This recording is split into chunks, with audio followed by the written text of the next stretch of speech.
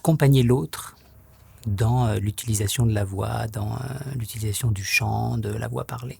J'ai l'impression de vraiment remettre de la lumière, du mouvement, de la vie dans le microcosme qu'on représente tous, et puis parfois mettre en lumière, mettre en conscience, et être surtout le témoin de miracles. Un des premiers chemins que je tente de faire emprunter aux personnes avec qui je travaille, c'est de le remettre dans une forme de communication. Et oui, on communique avec soi-même, avec l'autre, avec notre imaginaire, on communique avec nos partenaires s'il y a des partenaires, on communique avec le monde, la nature, on communique tout le temps, et je trouve que la voix, c'est cet instrument qui nous relie au tout, qui nous relie à nous donc au tout. Ouais.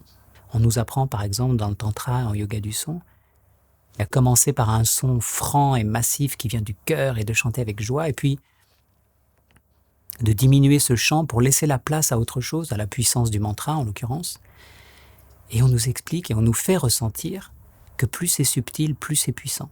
Clairement, aujourd'hui, ma spiritualité, elle est entre les deux. Elle est entre la terre et entre le ciel, la place de l'homme dans sa verticalité. La première chose, c'est comment je me prépare à ce geste, comment j'essaye au maximum de faire le silence en moi, faire de la place pour, encore une fois, accueillir.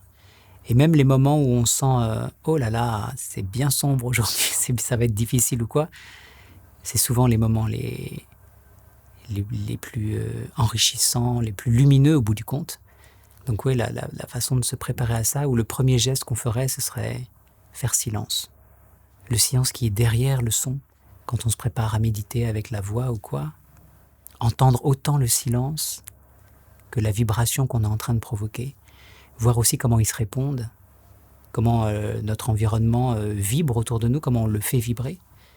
Et de penser qu'on est totalement cette vibration, c'est finalement pas étonnant de se dire que la voix va aussi changer cette matière, parce qu'elle va la bousculer. Donc même si c'est infime,